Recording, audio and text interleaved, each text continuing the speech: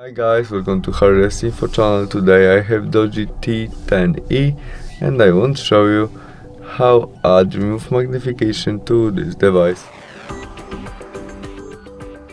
Our first step to do it is opening settings application. In it we look for our accessibility and there we tap on magnification. Now we must turn on it by switch on, confirm by got it, and we have shortcut of our magnification. To zoom our screen we tap on shortcut and tap on screen. You can change position of your zoom using two fingers and swiping on the screen.